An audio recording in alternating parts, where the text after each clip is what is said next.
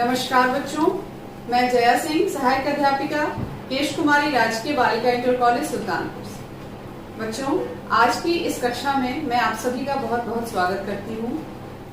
आज हम class 9th में सामाजिक विज्ञान के अंतर्गत लोकतांत्रिक राजनीति का पहला अध्याय पढ़ेंगे। आज का अध्याय है लोकतंत्र क्या, लोकतंत्र क्यों। और आज की कक्षा में इस अध्याय का हम पहला भाग पढ़ेंगे। बच्चों, आज इस अध्याय में हम जिन महत्वपूर्ण बिंदुओं की चर्चा करेंगे, आइए एक बार उसको देख लेते हैं। सबसे पहले हम लोकतंत्र क्या है उसके बारे में जानेंगे, यानी लोकतंत्र की जो परिभाषा दी गई है सर्वमान्य, उसके बारे में। फिर लोकतंत्र को परिभाषा की जरूरत क्यों है। फिर हम लोकतंत्र की विशेषताएं और उसके अंतर्गत हम 4 महत्वपूर्ण बिंदुओं के विषय में पढ़ेंगे, जैसे प्रमुख फैसले चुने हुए नेताओं के हाथ में, स्वतंत्र व निष्पक्ष चुनावी मुकाबला, एक व्यक्ति एक वोट एक मोल, कानून का राज और अधिकारों का आदर। ये सभी 4 पॉइंट जो हैं आपके लोकतंत्र की विशेषताओं के अंतर्गत हम पढ़ेंगे। और आखिरी में परिभाषाओं का सारांश, इसके विषय में अध्ययन करेंगे हम। बच्चों, आइए अब हम अध्याय की शुरुआत करते हैं। और आज का हमारा पहला टॉपिक है लोकतंत्र क्या है। आपने पिछली कक्षाओं में लोकतंत्र के विषय में पढ़ा है और आपने जाना कि लोकतंत्र में 2 तरह की सरकारें होती हैं, लोकतांत्रिक और गैर लोकतांत्रिक। आज हम इस अध्याय में सबसे पहले लोकतंत्र के विषय में बात करेंगे। लोकतंत्र किसे कहते हैं। आपने अब्राहम लिंकन जी का नाम सुना होगा। आप ये चित्र देख रहे हैं, ये अमेरिका के राष्ट्रपति थे। इन्होंने लोकतंत्र के विषय में एक परिभाषा दी थी जो सर्वमान्य है और काफी प्रचलित है।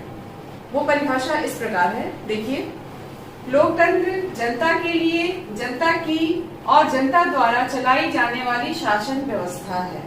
इसे आप ध्यान से सुनिएगा, जनता के लिए, जनता की और जनता द्वारा चलाई जाने वाली शासन व्यवस्था है। इसका तात्पर्य ये हुआ कि लोकतंत्र में जनता सत्ताधारी है, उनकी अनुमति से ही शासन होता है और उनकी प्रगति ही शासन का मुख्य लक्ष्य होता है। बच्चों, इस परिभाषा को आप याद रखेंगे क्योंकि ये अक्सर ये प्रश्न के रूप में भी आपके सामने आ सकता है। अब्राहम लिंकन द्वारा दी गई लोकतंत्र की परिभाषा बताइए। बच्चों, हमारे देश में भी लोकतंत्रात्मक शासन व्यवस्था है, जिसे हम जनतंत्र, प्रजातंत्र या लोकतंत्र भी कहते हैं। इसके अलावा विश्व के अन्य देश भी हैं, जैसे अमेरिका में भी लोकतांत्रिक शासन व्यवस्था है। बच्चों, परिभाषा की जरूरत क्यों है, किस संदर्भ में, आपकी बुक में एक क्लास में चर्चा परिचर्चा चल रही है और वो चर्चा परिचर्चा उस क्लास की मैम का नाम है लिंगदो मैम और बच्चों के बीच में चल रही है। एक बच्ची है मैरी, वो मैम से पूछती है, मैम हमें लोकतांत्रिक व्यवस्था जानने के लिए लोकतंत्र को जानना क्यों जरूरी है। मैम उसे कहती है, बच्चा तुम्हारा प्रश्न तो बहुत अच्छा है, लेकिन कुछ शब्द ऐसे होते हैं जिनका उपयोग करने के बाद ही हम उसका अर्थ जान पाते हैं। जैसे कलम हो गई, फूल है, बरसात है, इन शब्दों की परिभाषा नहीं की जा सकती है। बच्ची बोलती है कि मैम लेकिन परिभाषा की जरूरत ही क्यों पड़ती है।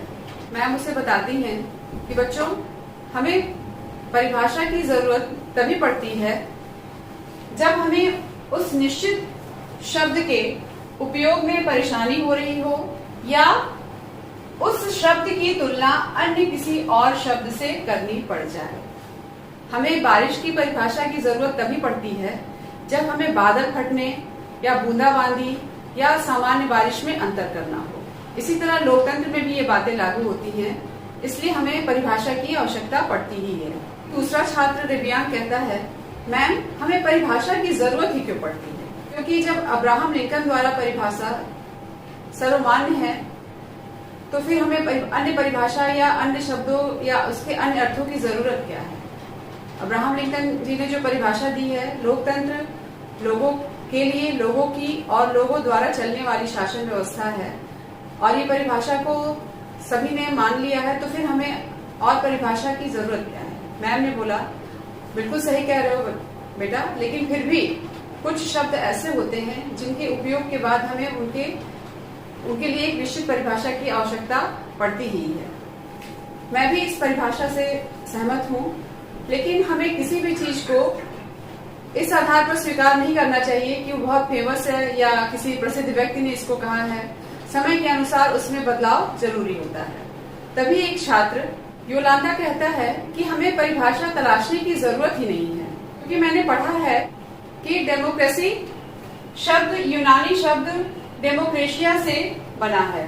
ध्यान देंगे आप, डेमोक्रेसी शब्द यूनानी शब्द डेमोक्रेशिया से बना है। डेमोस का अर्थ है लोग और क्रेशिया का अर्थ है शासन। इस प्रकार डेमोक्रेसी अर्थात लोकतंत्र का अर्थ है लोगों का शासन। बच्चों, इसको आप ध्यान से देखेंगे कि डेमोक्रेसी डेमोक्रेशिया से मिलकर बना है। डेमोक्रेशिया डेमोस और क्रेशिया से बना है, जिसका अर्थ होता है लोगों का शासन। इसे हम लोकतंत्र कहते हैं, कहीं कहीं इसे प्रजातंत्र या जनतंत्र भी कहा जाता है। आप इन शब्दों में कभी कंफ्यूज ना होइएगा। लोकतंत्र, जनतंत्र, प्रजातंत्र, ये तीनों ही शब्द इसके लिए प्रयोग किए जाते हैं। लिंगदो मैडम ने कहा कि बच्चों, सिर्फ शब्दों की उत्पत्ति से ही परिभाषा नहीं निकाली जा सकती है, क्योंकि कुछ शब्दों के मायने समय के अनुसार बदलते रहते हैं। उदाहरण के लिए उन्होंने कंप्यूटर का उदाहरण दिया कि कंप्यूटर, जिसको हम संगणक भी कहते हैं, उसका उपयोग गणना करने के लिए किया गया था। लेकिन आज के टाइम में कंप्यूटर का प्रयोग विभिन्न कामों के लिए किया जा रहा है, चाहे वो गणना का काम ले लीजिए या डिजाइनिंग का काम ले लीजिए। इसके अलावा लिखने पढ़ने के लिए, फिल्में देखने के लिए, संगीत सुनने के लिए कंप्यूटर का प्रयोग किया जा रहा है। यानी समय के साथ साथ उस शब्द के मायने बदलते जा रहे हैं।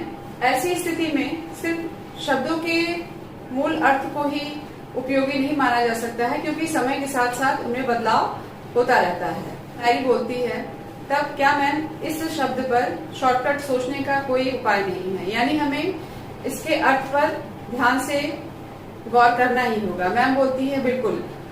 आइए अब हम लोकतंत्र की सर्वमान्य परिभाषा देखते हैं। बच्चों, लोकतंत्र की एक सरल परिभाषा है, लोकतंत्र शासन का एक ऐसा रूप है जिसमें शासकों का चुनाव लोग करते हैं। यानी जो हमारे यहाँ चुनाव होते हैं उसमें हम अपने प्रतिनिधि चुनते हैं, और ये प्रक्रिया लोकतंत्र में ही संभव है, और उन प्रतिनिधियों के माध्यम से हम अपनी शासन व्यवस्था चलाते हैं। यह परिभाषा सरकार के लोकतांत्रिक और गैर लोकतांत्रिक रूप में अंतर करती है। आप इसे ध्यान से देखेंगे तो इस आधार पर लोकतंत्र की सरल परिभाषा हमें समझ में आ गई कि शासकों का चुनाव लोग करते हैं। लोकतंत्र की जो सरल परिभाषा थी वो लोकतांत्रिक थी, लेकिन कुछ देश ऐसे थे जहां पर गैर लोकतांत्रिक सरकारें थी। जैसे देख लीजिए, म्यांमार के सैनिक शासकों का चुनाव, और नेपाल में राजशाही व्यवस्था, यानी नेपाल में राजा के मरने के बाद उसका पुत्र ही राजा बनता है, ये व्यवस्था है। और चिली में पिनोशे जैसे तानाशाह का चुनाव लोगों ने नहीं किया था, यानी वहां पर क्या था, सैनिक शासन था। देख लीजिए, जिन लोगों का सेना पर नियंत्रण रहा वही लोग देश के शासक बन गए थे, और ऐसे शासन में शासक के फैसले या फैसलों में लोगों की कोई भागीदारी नहीं थी।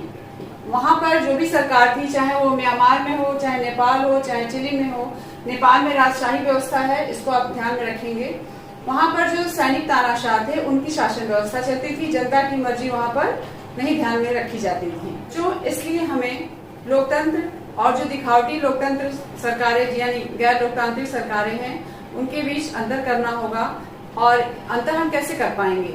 जो हमारी सरल परिभाषा है उसके आधार पर हम लोकतंत्र की कुछ विशेषताओं को जानेंगे।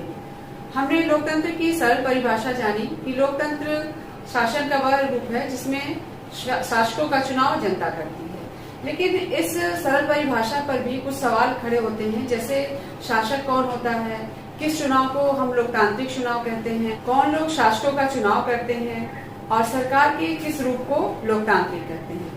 बच्चों, आइए हम कुछ उदाहरणों के माध्यम से लोकतंत्र की विशेषताओं के विषय में चर्चा करेंगे। सबसे पहले हमारा टॉपिक है प्रमुख फैसले निर्वाचित नेताओं के हाथ में। आइए बच्चों, इसके संबंध में एक छोटी सी कहानी है। पाकिस्तान में जनरल परवेज मुशर्रफ, आप लोगों ने इनका नाम सुना होगा। अक्टूबर 1999 में सैनिक तख्ता पलटकर लोकतांत्रिक ढंग से चुनी हुई सरकार को हटाकर खुद को देश का मुख्य कार्यकारी घोषित कर दिया था।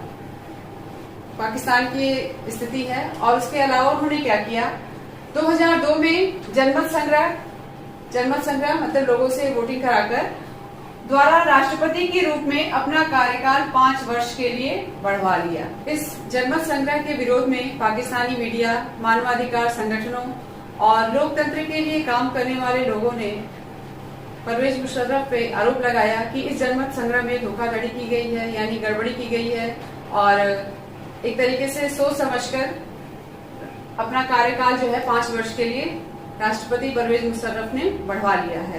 बच्चों, राष्ट्रपति परवेज मुशर्रफ यहीं पे नहीं रुके। उन्होंने 2002 में लीगल फ्रेमवर्क ऑर्डर के जरिए पाकिस्तान के संविधान को बदल डाला, यानी पाकिस्तान के संविधान में उन्होंने परिवर्तन कर दिया। और ये परिवर्तन क्या थे? इस ऑर्डर के अनुसार राष्ट्रपति राष्ट्रीय और प्रांतीय असेंबली को भंग कर सकता है। मंत्रिपरिषद के कामकाज पर एक राष्ट्रीय सुरक्षा परिषद की निगरानी रहती है, जिसके ज्यादातर सदस्य फौजी अधिकारी हैं।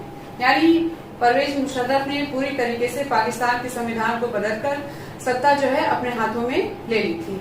बच्चों, इस तरह से अंतिम फैसला सेना के अधिकारियों और जनरल मुशर्रफ के हाथ में था, जो जनता द्वारा नहीं चुने गए थे। यही अंतर आप समझ लेंगे, लोकतंत्र जिसमें जनता द्वारा चुने लोग होते हैं, और यहाँ पर क्या था कि ये लोग जनता द्वारा चुने नहीं थे, ये तो सैनिक शासक के रूप में पाकिस्तान की सत्ता पर कब्जा कर लिया था। यह शासन व्यवस्था तानाशाही शासन व्यवस्था कहलाती है।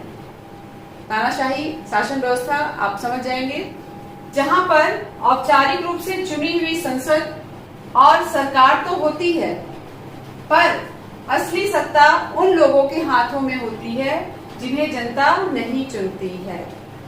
ध्यान देंगे, संसद भी होती है और सरकार भी होती है, यानी संसद और सरकार जनता द्वारा चुनी हुई नहीं होती है। और जिनके हाथों में सत्ता है वो वास्तविक शासक नहीं है। जैसे परवेज मुशर्रफ हैं, इनको हम वास्तविक शासक नहीं मान सकते क्योंकि ये जनता द्वारा चुने हुए नहीं है। तो बच्चों, इस आधार पर हम लोकतंत्र की जो पहली विशेषता है, ये हम मानेंगे कि लोकतंत्र में अंतिम निर्णय लेने की शक्ति लोगों द्वारा चुने हुए प्रतिनिधियों के पास ही होनी चाहिए। यानी जिन्हें हम मतदान द्वारा चुनते हैं, उन्हीं के पास शासन की जो सर्वोच्च सत्ता है उन्हीं के पास होनी चाहिए। बच्चों, आइए हम लोकतंत्र की दूसरी विशेषता पढ़ेंगे, स्वतंत्र और निष्पक्ष चुनावी मुकाबला। इसके अंतर्गत हम ये जानेंगे कि जो चुनाव हो वो स्वतंत्र हो, यानी उनके ऊपर कोई, जो भी उम्मीदवार चुनाव के लिए खड़े होते हैं उनके ऊपर कोई बंधन ना हो, कोई दबाव ना हो, और वो निष्पक्ष हो, यानी जो रिजल्ट आए वो बिना पक्षपात किए हुए आए। आइए इसके अंतर्गत बच्चों हम चीन और मैक्सिको के विषय में बात करेंगे। तो आइए सबसे पहले हम चीन के बारे में बात करें। देखिए, चीन की संसद, जिसे हम राष्ट्रीय जनसंसद कहते हैं, के लिए प्रति 5 वर्ष बाद नियमित रूप से चुनाव होते हैं।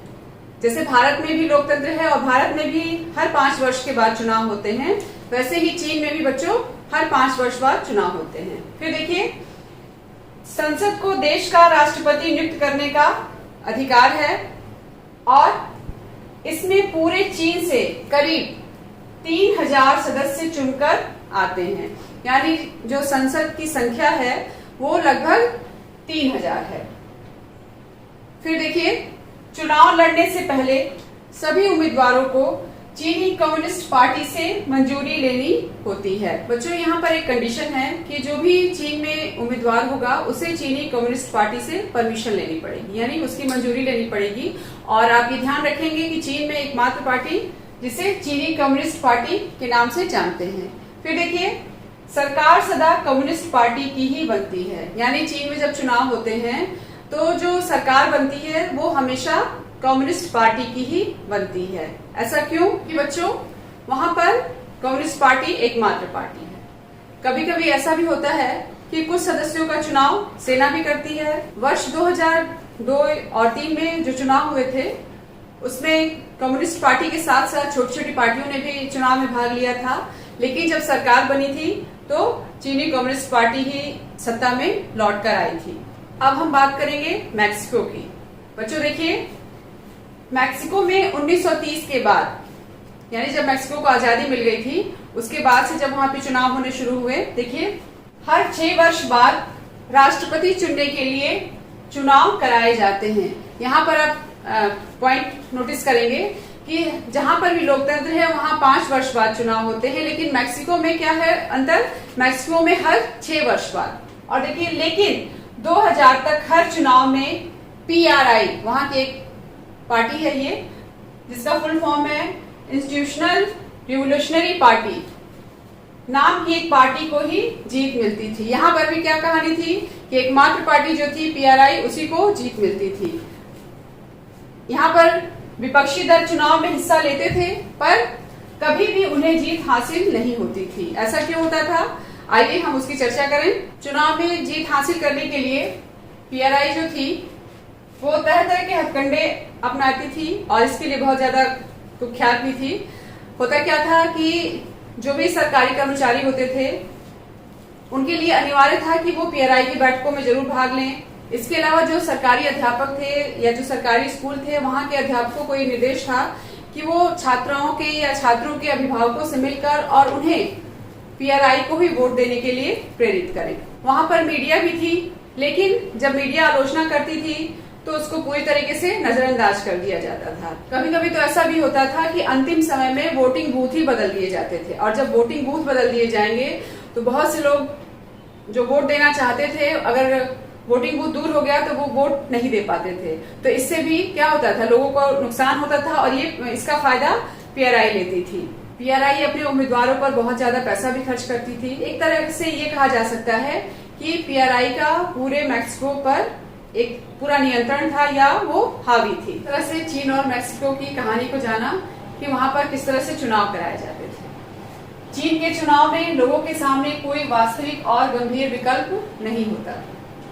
मैक्सिको में क्या था कि विकल्प तो था, यानी विकल्प होते हुए भी वास्तव में वहां की जनता के पास कोई दूसरा विकल्प नहीं था, क्योंकि PRI के विषय में मैंने आपको बताया किस तरह से चुनाव में जीतने के लिए वो हथकंडे अपनाती थी और क्या क्या काम करती थी। इन उदाहरणों के आधार पर बच्चों हम इस लोकतंत्र की विशेषताओं में हम ये कह सकते हैं कि लोकतंत्र निष्पक्ष और स्वतंत्र चुनाव पर आधारित होना चाहिए, ताकि सत्ता में बैठे लोगों के लिए जीत हार के समान अवसर हो।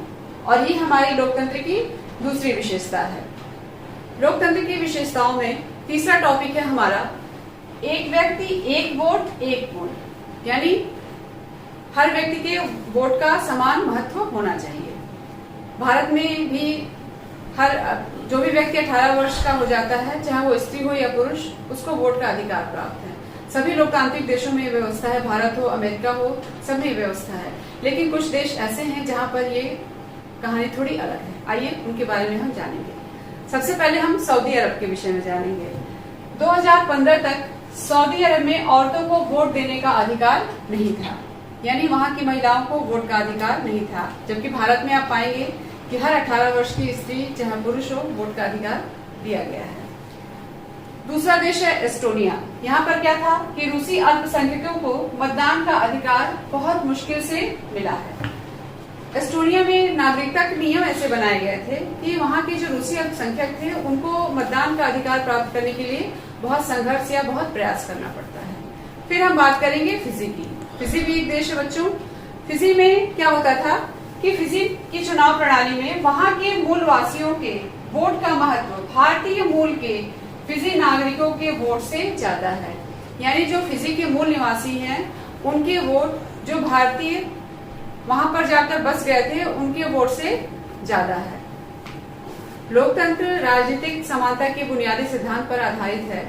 इसलिए लोकतंत्र की तीसरी विशेषता के रूप में हम ये जानेंगे कि लोकतंत्र में प्रत्येक वयस्क नागरिक यानी जो भी 18 वर्ष का व्यक्ति हो गया हो का एक वोट होना चाहिए और हर वोट का एक समान मूल्य होना चाहिए। बच्चों, लोकतंत्र की चौथी विशेषता है कानून का राज और अधिकारों का आदर। इसके अंतर्गत हम जिम्बाब्वे के विषय में जानेंगे। जिम्बाब्वे भी एक देश है। आप इस अध्याय में बहुत से देशों से परिचित हो जाएंगे। आइए देखते हैं जिम्बाब्वे में क्या हुआ था। जिम्बाब्वे को 1980 में अल्पसंख्यक गोरों के शासन से मुक्ति मिलने के बाद देश पर जानू पीएफ दल, ये भी एक वहां का महत्वपूर्ण राजनीतिक दल है, का शासन था, जिसने देश के स्वतंत्रता संघर्ष की अगुवाई की थी। आप इसको ध्यान से देखेंगे। वहां पर एक व्यक्ति बहुत ही महत्वपूर्ण हुआ था जिसे हम रॉबर्ट मुगाबे के नाम से जानते हैं। रॉबर्ट मुगाबे आजादी के बाद से ही वहां पर शासन कर रहे थे। राष्ट्रपति मुगाबे कम लोकप्रिय नहीं थे, यानी उनकी लोकप्रियता में कमी नहीं थी, लेकिन वे चुनाव में गलत तरीके भी अपनाते थे। जैसे आपने देखा मैक्सिको के चुनाव में वही स्थिति जिम्बाब्वे में भी था। रॉबर्ट मुगाबे ने कुछ हथकंडे अपनाए थे। आइए जानते हैं कैसे। रॉबर्ट मुगाबे ने संविधान में बदलाव करके राष्ट्रपति के अधिकारों में वृद्धि की और उसकी जवाबदेही को कम कर दिया। फिर उन्होंने क्या किया? सरकार विरोधी प्रदर्शनों और आंदोलनों को गैर कानूनी घोषित कर दिया गया था, यानी कोई भी व्यक्ति उनके खिलाफ आवाज नहीं उठा सकता था। फिर टेलीविजन और रेडियो पर सरकारी नियंत्रण था और उन पर सिर्फ शासक दल के विचार ही प्रसारित होते थे। ये कहानी थी आपकी जिम्बाब्वे की। इसी के संदर्भ में मैं आपको उत्तरी कोरिया के विषय में बताना चाहूंगी, जहां पर आपने किम जोंग का नाम सुना होगा। वहां पर भी ऐसी तानाशाही शासन व्यवस्था है और जो उदाहरण मैं आपको यहाँ पर दिखा रही हूँ, सेम स्थिति वहां पर है। लेकिन मुगाबे की ये कहानी ज्यादा दिनों तक नहीं चली। लोगों ने धीरे धीरे आवाज उठानी शुरू कर दी और 2017 में मुगाबे को राष्ट्रपति पद से हटा दिया गया। बच्चों, हम जिम्बाब्वे के उदाहरण से समझ सकते हैं कि लोकप्रिय नेता भी तानाशाह हो सकते हैं और लोकप्रिय नेता भी अलोकतांत्रिक रवैया अपना सकते हैं। इसके लिए आवश्यक ये है कि हमें चुनाव पर अपनी नजर रखनी होगी और कुछ जो शर्तें हैं उनको हमें ध्यान में रखना पड़ेगा। जैसे क्या हो सकती हैं वो शर्तें देखिए।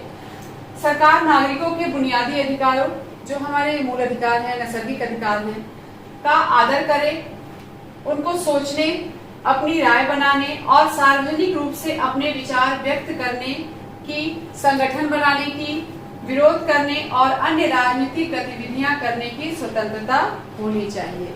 यानी किसी भी लोकतांत्रिक देश में ये अधिकार सभी को प्राप्त होना चाहिए। इस पर कोई सरकार का नियंत्रण नहीं होना चाहिए और भारतीय संविधान में हमें मूल अधिकार भी प्राप्त है और इस अधिकार के अंतर्गत ये सारी बातें आती हैं। दूसरा है, चुनी हुई सरकार अपनी मनमानी नहीं कर सकती और अल्पमत वाले समूहों को दी गई गारंटी का आदर करना चाहिए। ये दूसरी बात हो गई। हर फैसले पर विचार विमर्श करके जनता के समक्ष निर्णय लेना चाहिए, क्योंकि जनता ही उन प्रतिनिधियों को चुनकर भेजती है जिसके माध्यम से हमारे ऊपर शासन होता है।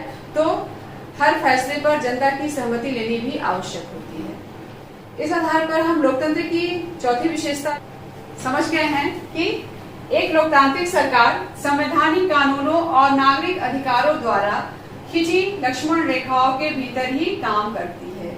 ये हमारी चौथी विशेषता, यानी किसी भी लोकतांत्रिक सरकार को कानूनों के अनुसार और नागरिक अधिकारों की रक्षा का पूरा ध्यान रखना होगा। बच्चों, अभी तक हम लोगों ने लोकतंत्र की एक सरल परिभाषा, जिसमें कहा गया कि लोकतंत्र शासन का वह स्वरूप है जिसमें शासकों का चुनाव जनता करती है, तो हम लोगों ने विभिन्न देशों के उदाहरण से समझा और लोकतंत्र की 4 प्रमुख विशेषताओं को जाना था। अब हम जानेंगे कि लोकतंत्र की विशेषताओं के अंतर्गत जिन पहलुओं पर हमारी चर्चा हुई थी, उसके अनुसार लोकतंत्र की एक सर्वमान्य परिभाषा क्या हो सकती है या लोकतंत्र के अंतर्गत प्रमुख बातें क्या क्या हो सकती हैं।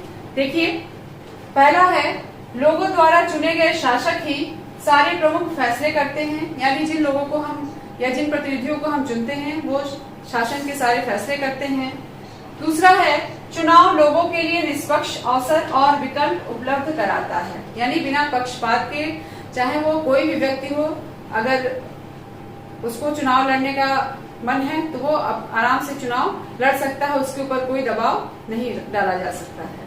तीसरा है, यह विकल्प और अवसर सभी लोगों के लिए समान रूप से उपलब्ध है, यानी सभी लोग आराम से चुनाव लड़ सकते हैं, मतदान कर सकते हैं, किसी के ऊपर कोई प्रतिबंध नहीं लगाया जा सकता है।